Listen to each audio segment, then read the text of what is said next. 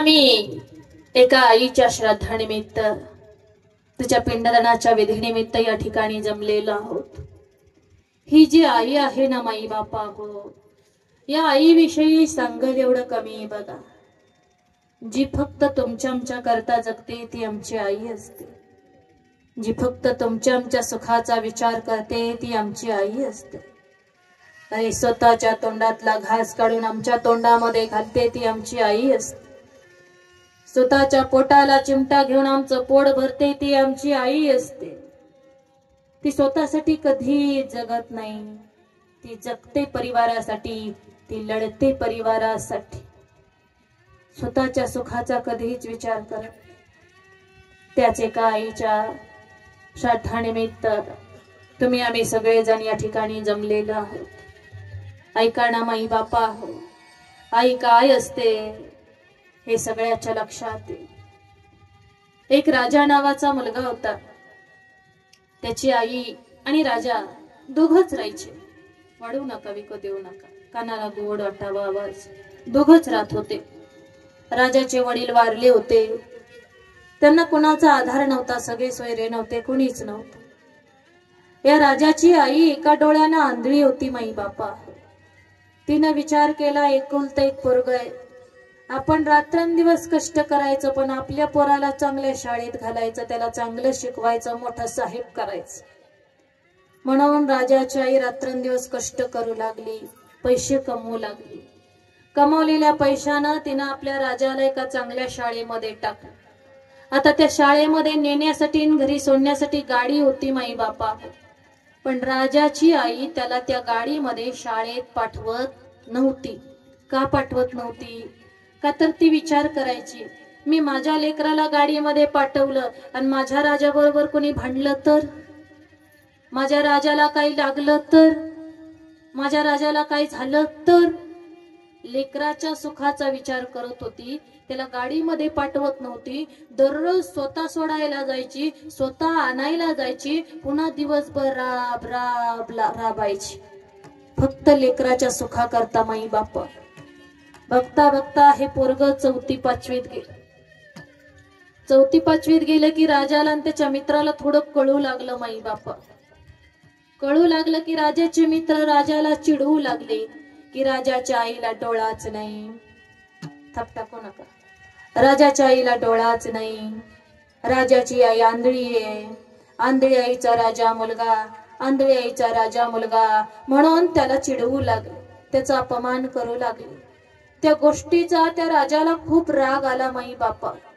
आपल्या आईविषयी त्याच्या मनामध्ये एवढा द्वेष निर्माण झाला, एवढा द्वेष निर्माण झाला की हे 4थी-5वीतलं पोरग घरी आलं आणि आईला फाड फाड फाड बोलू लागलं की आई, आजपासून तू माझ्या शाळेमध्ये कधी सुद्धा यायचं नाही। काय झालं राजा, का म्हणून शाळेत? हे बघ आई, सांगितलं तेवढं ऐकायचं, आजपासून माझ्या शाळेमध्ये कधी सुद्धा यायचं नाही। अरे राजा, मी तुला सोडायला येते, आणायला येते, तुझ्या काळजीपोटी शाळेत येते, मी का शिकायला येते का शाळेत? हे बघ आई, मला तसलं काही सुद्धा सांगू नको।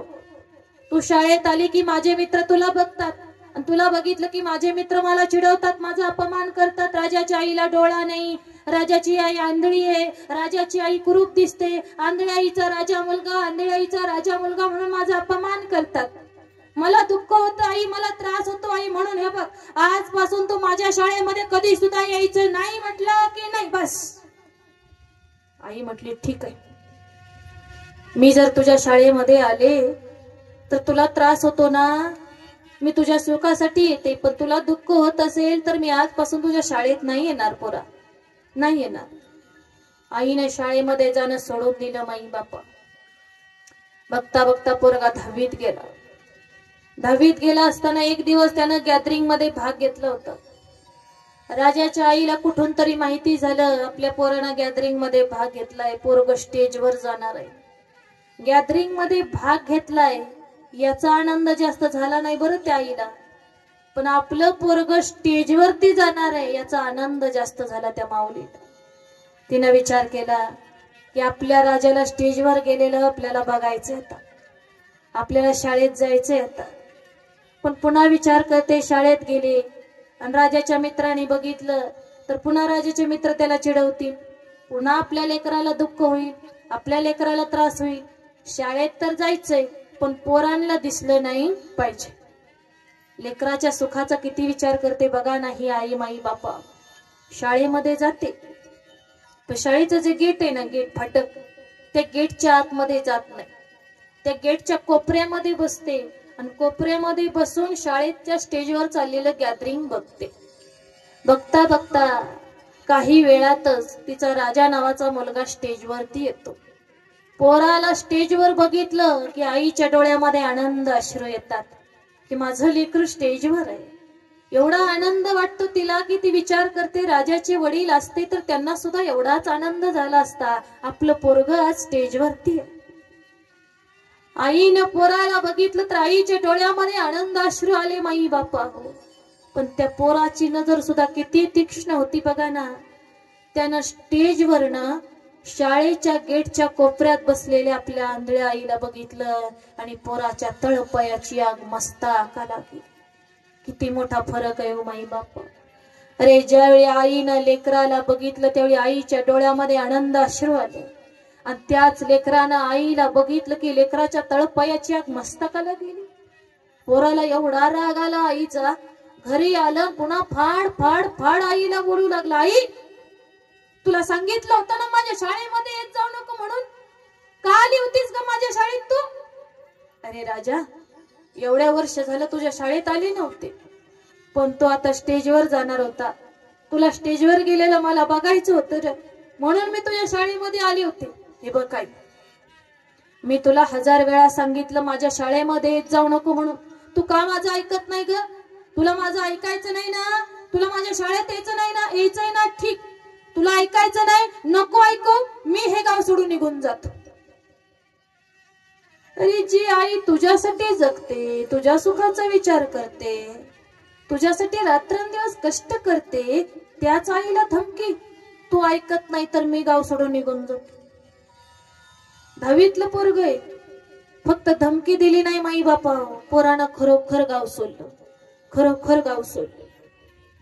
10वीची परीक्षा झाली, खाली बस, गाव सोडलं. निकाल लागला की एका शहरामध्ये कॉलेजला ऍडमिशन घेतलं, हॉस्टेलवर राहू लागला. पण आईला सांगितलं नाही कोणत्या शहरात, कोणत्या कॉलेजवर आहे, कोणत्या हॉस्टेलवर मी राहतो. आई अजिबात आईला सांगितलं नाही. का? आई शाळेत येते म्हणून. आईच्या कष्टाचे पैसे शिकायला चालतात, आईने कष्टानं कमवलेल्या अन्न पोटामध्ये घालायला चालतं, फक्त आई शाळेमध्ये आलेला चालत नाही का? का? कुरूप दिसते म्हणून, आंधळी म्हणून नाही सांगितलं पोरानं. बघता बघता 2 वर्ष संपत आली माई बापा. आईने विचार केला, 2 वर्ष झालं राजा बरोबर बोलले नाही, साधा फोन केला नाही, कसा आहे माहिती नाही. ते लहान लेकरू चुकलं तर चुकलं, पण मी कशाला चुकू देऊ? मी चौकशी केली पाहिजे ना माझ्या लेकराची. म्हणून राजाच्या आईने त्याच्या मित्राजवळ चौकशी केली, माझा राजा कोणत्या शहरात आहे, कोणत्या कॉलेजवर आहे, कोणत्या हॉस्टेलवर आहे, सगळी चौकशी केली. ज्यावेळी राजाच्या मित्राने सगळी माहिती दिली ना, त्यावेळी राजाच्या आईला राहुलं नाही माई बापा. तिने विचार केला, 2 वर्ष झालं गेले नाही, आता गेल्यानंतर पोरगा काय म्हणणार नाही. आता जाते, पोराला भेटून येते, त्याच्या आवडीचे सगळे पदार्थ करून नेते.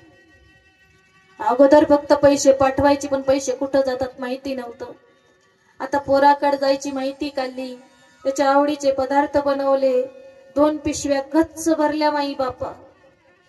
आणि ही माऊली त्या शहरामध्ये जाऊन पोचली, कॉलेजमध्ये गेली. तिथल्या वॉचमॅनने सांगितलं, मावशी तुमचा पोरगा आज शाळेत आला नाही, तो हॉस्टेलवरती.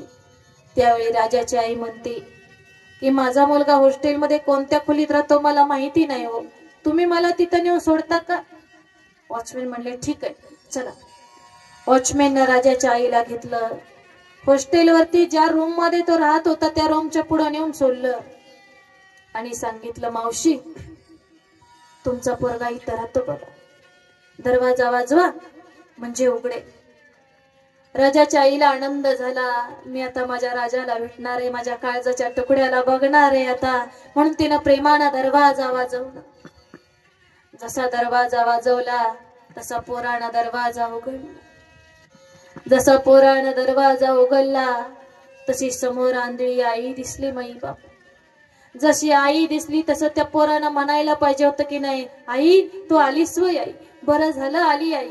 2 वर्ष झालं आई बोललो नाही, भेटलो नाही, आई तुला बघितलं नाही. आई तू माझ्यासाठी कष्ट करत राहते फक्त आई, पण आई तू काळजी करू नको ग आई, मी पण तुझ्या कष्टासारखंच कष्ट करतोय आई, मी पण चांगली शाळा शिकतोय आई, तू काळजी करू नको आई, बरं झालं आली तू, ये ना आई, बस नाही, पाणी घे ना आई, म्हणायला पाहिजे होतं की नाही हो. नाही, यानं आईला बघितलं आणि पोरग दारातनच आईला म्हणतं, आई तू इथं, अगं आई इथं कशाला आली. त्याच्यावर राजाची आई म्हणते, हे पोरा 2 वर्ष झालं तुला भेटले नव्हते, तुला बोलले नव्हते, तुला बघितलं नव्हतं, म्हणून तुला बघायला आले रे, तुला भेटायला आले रे राजा. हे बघ आई, मला तसलं काही सुद्धा सांगायचं नाही. मी तुला 1000 वेळा सांगितलं, तुला 1000 वेळा सांगितलंय की माझ्या शाळेमध्ये जाऊ नको. आता जर का माझ्या इथल्या मित्रांनी तुला बघितलं आणि माझ्या इथल्या मित्रांनी मला चिडवलं तर पुन्हा माझा अपमान होईल, पुन्हा मला त्रास होईल, पुन्हा मला दुःख होईल. 1000 वेळा सांगितलं तरी शाळेतच येते ग, आत्ताच्या आता इथून चालती हो. अरे काय मागायला आली नव्हती तुझ्याकडे, ती द्यायला आली होती तुला. या जगातलं अनमोल प्रेम, अनमोल माया द्यायला आली होती ती. पोरानं दारातनच हाकलून दिलं माई बाप. आई माघारी फिरली, डोळ्यातनं घळघळ घळ अश्रू वाहूला, हातातल्या पिशव्या गळवून. तिनं विचार केला, आपण पोराच्या सुखासाठी त्याच्या शाळेमध्ये जातो, पण आपलं त्याच्या शाळेमध्ये जाणं जर आपल्या पोराला दुःख देत असेल तर इथून पुढे पोराच्या शाळेत कधी सुद्धा जायचं नाही जायचं. ठरवलं ना तिनं माई बाप. पुन्हा कधीच गेली नाही पोराच्या शाळेत. पोरानं 12वी पूर्ण केली, पुण्याला गेलं, 4-5 वर्षाचा कोर्स पुरा केला, चांगल्या नोकरीला लागलं, पगार वाढला की मनानेच पोरगी बघितली, लग्न केलं, त्याला एक पोरग झालं, ते चालू बोलू लागलं तरी आईला माहिती नाही.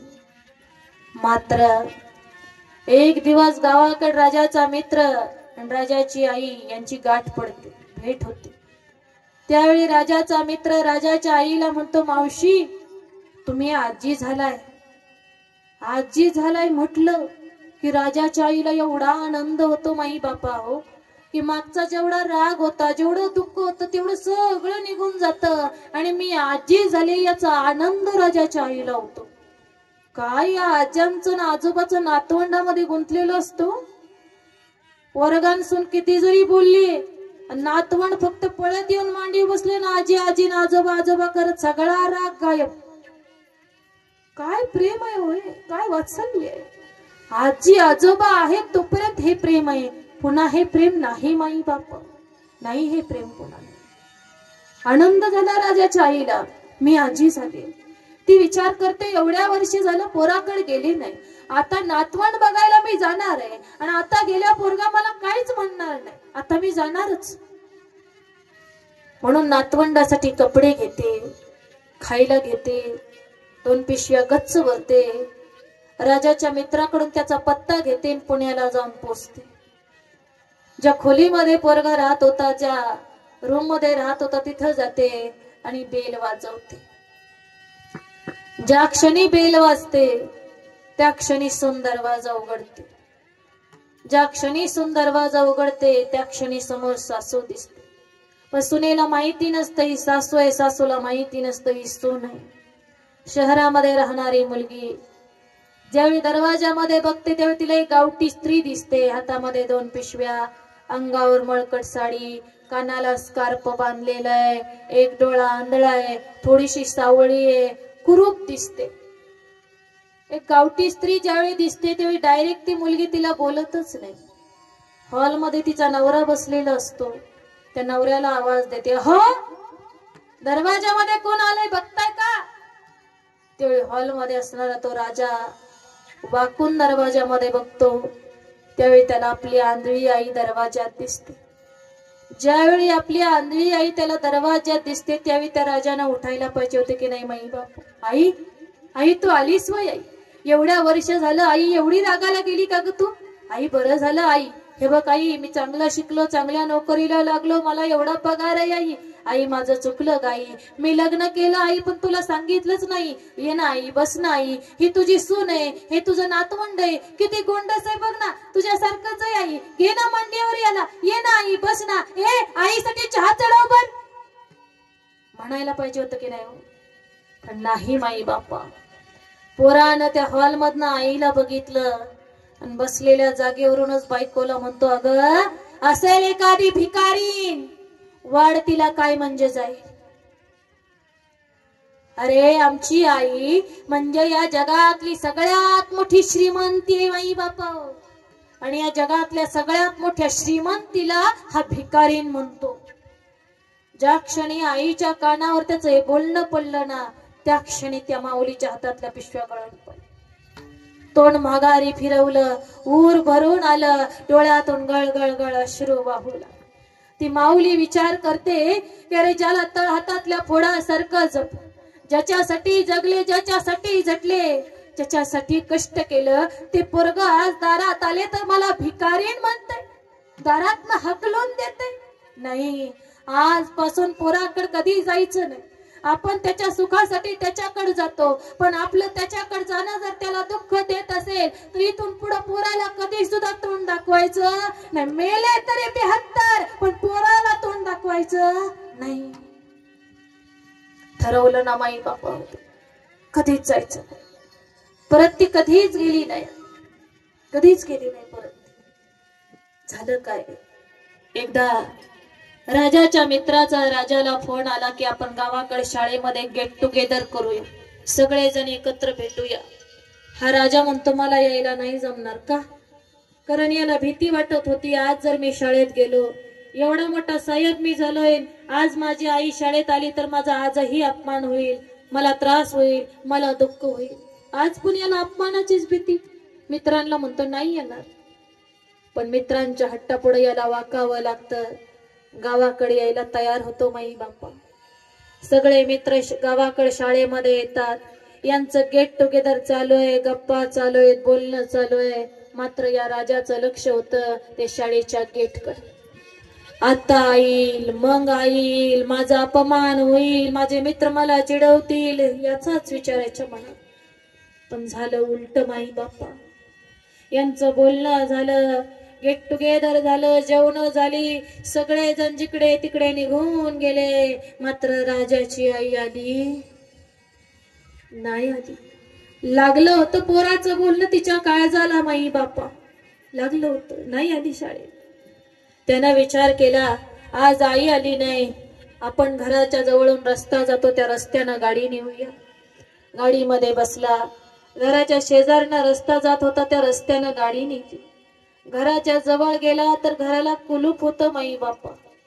गाडी थांबवली, गाडीतून खाली उतरला, घराच्या जवळ गेला. घराच्या जवळ गेला की शेजारची एक मावशी पळतच आल्या आणि त्याला म्हणू लागल्या, राजा राजा तुझी आई गेली रे. गेली म्हणजे नक्की ती शाळेत गेली असेल बघा. मी तिला 1000 वेळा सांगितलं माझ्या शाळेत येत जाऊ नको, शाळेत येत जाऊ नको, तरी शाळेतच येते होती. त्या मावशी म्हणतात नाही रे राजा, तुझी आई शाळेमध्ये नाही गेली. मग कुठं गेली? अरे तुझी आई आता तुला कायमची सोडून ती देवाघरी गेली, आता ती तुझ्याकडे कधीच येणार नाही. काय बोलता? माझी आई देवाघरी गेली आणि तुम्ही मला साधा फोन केला नाही, मला बोलावलं नाही, मला कळवलं नाही. हे बघ राजा, तुझ्या आईची शेवटची इच्छा होती की मला काय झालं, मी मेले तरी माझ्या पोराला बोलवू नका. का? कारण माझं तोंड बघितलं की माझ्या पोराला दुःख होते, म्हणून मला मरताना सुद्धा माझ्या पोराला दुःख द्यायचं नाही. याकरता मी मेले तरी माझ्या पोराला बोलवू नका, मला मरताना सुद्धा माझं तोंड त्याला दाखवायचं नाही. आई माई बापा मरताना सुद्धा आमच्या सुखाचा विचार कर. तुझ्या आईची शेवटची इच्छा होती की पोराला बोलवू नका, म्हणून आम्ही तुला बोलावलं नाही. पण राजा, तुझ्या आईनं ही घराची चावी दिली बघ, सांगितले घरामध्ये संदुकीत तुझ्यासाठी एक वस्तू ठेव. यानं चावी घेतली, कुलूप काढलं.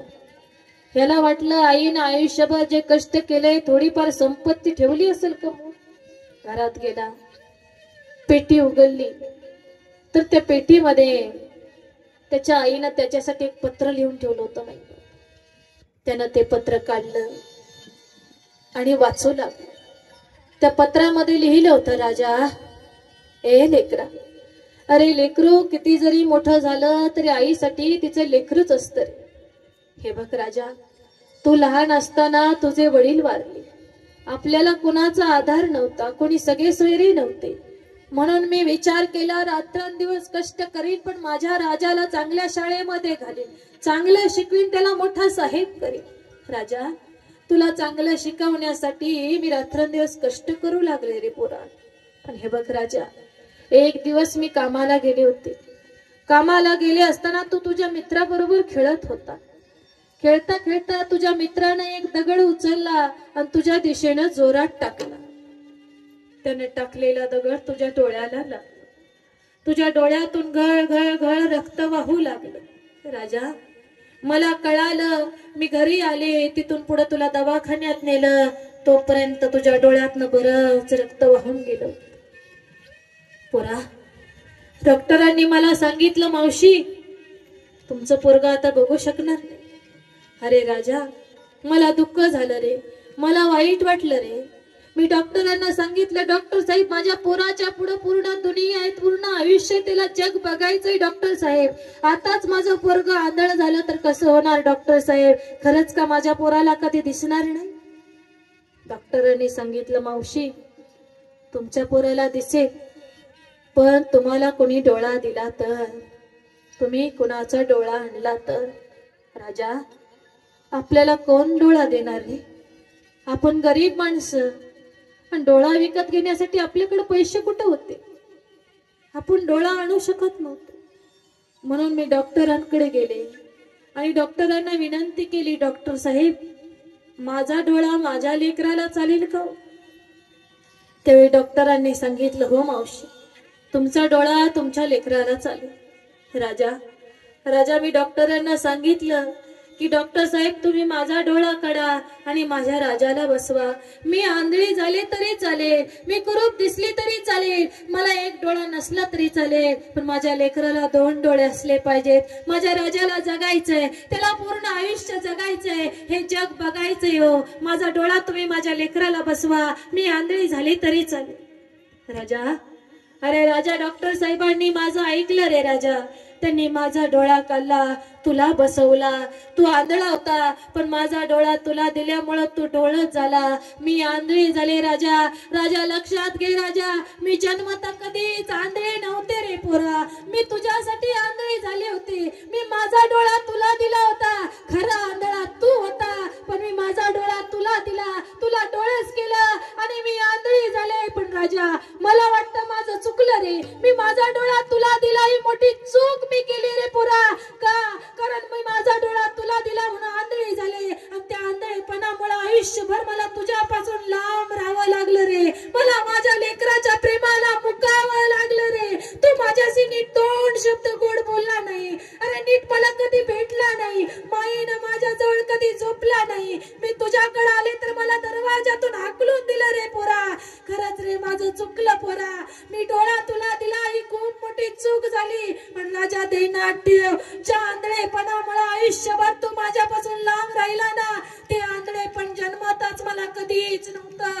मी जन्माता कधीच आंधळी नव्हते. मी तुझ्यासाठी आंधळी झाले होते. मी माझा डोळा तुला दिला होता म्हणून आंधळी झाले होते. पुरा ध्यानात ठेव, आंधळा तू होता, मी नव्हते, पण मी तुझ्यासाठी आंधळी झाली होती. ज्यावेळी आईचं पत्र पोरानं वाचलं ना, माई बापा, पोराच्या डोळ्यातून घळ घळ अश्रू. त्याच्या अश्रूनी हातातलं पत्र भिजून गेलं माई बापा. आता त्याला पश्चाताप होऊ लागला. आता हा जोर जोरात रडू लागला आणि म्हणू लागला, आई आई आई, माझं चुकलं ग. आयुष्यभर तू माझ्यासाठी कष्ट केलं ग आई.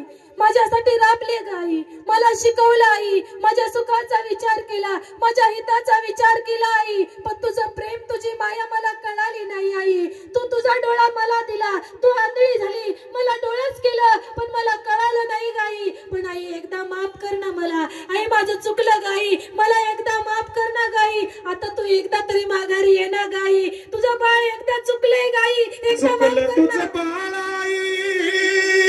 रडत दाई दाई ग, रडत दाई दाई ग, हे ना माझी आई ग, हे ना माझी आई ग, हे ना माझी आई ग, हे ना माझी आई, हे माझी आई ग, हे ना माझी आई ग, हे ना माझी आई ग, हे ना माझी आई. जमलं तुझं पाई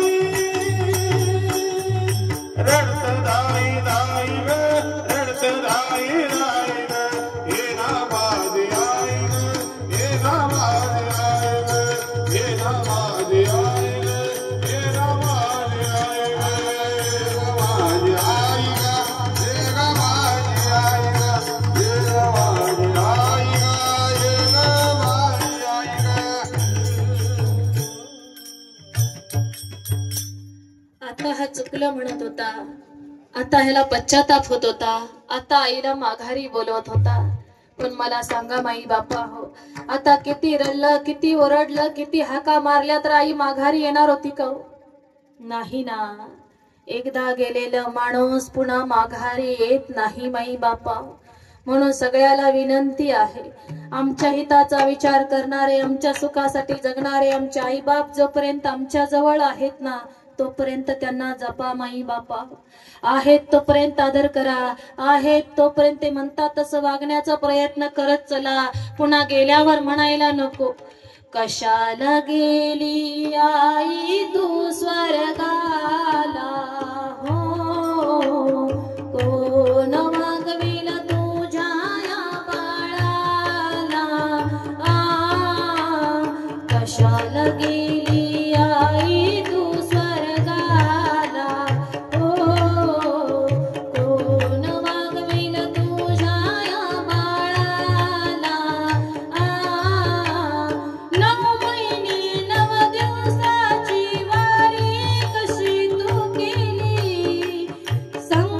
तुझला आले असता पदरा बांधून नेली, सोडून गेली तुझ्या या लाडक्याला, कोण वागवेल तुझ्या या बाळाला, जमले असतील नातेवाईक शेवटच्या भेटीला, 2 दिवसात विसर पडेल ग गेली आई वनवासाला, कोण वागवेल तुझ्या बाळाला, दानव कोण मानव कोण कळेल आई मजला, जिकडे तिकडे पाहत होतो बहुमान पैशाला, निघून गेली आई वनवासाला, कोण वागवेल तुझ्या या बाळाला, स्वामी तिने जगाचा आई विना भिकारी, आईची ही माया जगाला कधीच कळली नाही, सोडून गेली तुझ्या या लाडक्याला, कोण वागवेल तुझ्या या बाळाला, कशाला गेली आई तू स्वर्गाला, कोण वागविल तुझ्या या बाळाला, कशाला गेली आई तू स्वर्गाला, कोण वागविल तुझ्या